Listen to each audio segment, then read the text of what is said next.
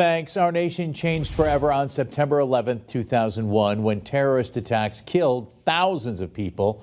Decades later, a plea deal for those believed to be responsible is sending shockwaves across the nation. Western Mass News reporter Olivia Hickey has more. 23 years later, it can bring me to tears. On September 11th, 2001, Ann Murphy's brother Brian was working at the World Trade Center in Manhattan when he was killed in one of many terrorist attacks plaguing the country on that fateful day, leaving behind a wife, 2 daughters, and countless loved ones. It's a loss that will stay with her for the rest of her life. Well, he's always in my heart.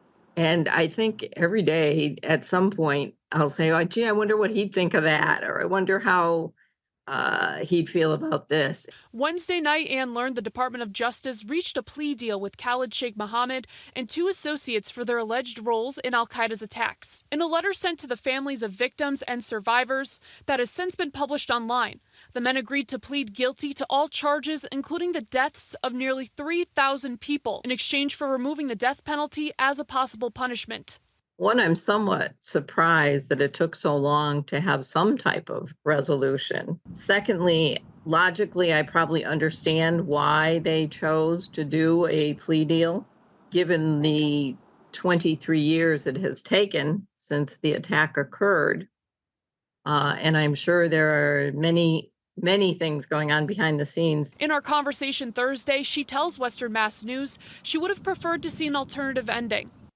Personally, I would have preferred the death penalty. My nieces have shown me that compassion and understanding is the key to peace throughout the world, but I don't feel personally, I know the terrible, terrible impact it had on our parents who never recovered from that tragedy.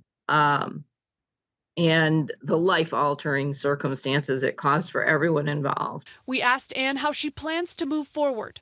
I guess my mission is to make sure that Brian is never forgotten. As I think of little things, share it with his daughters, keep photos alive, and hopefully work toward a world where this type of thing does not happen again. Reporting for Western Mass News, I'm Olivia Hickey. The 3 are expected to enter guilty pleas soon. Over 200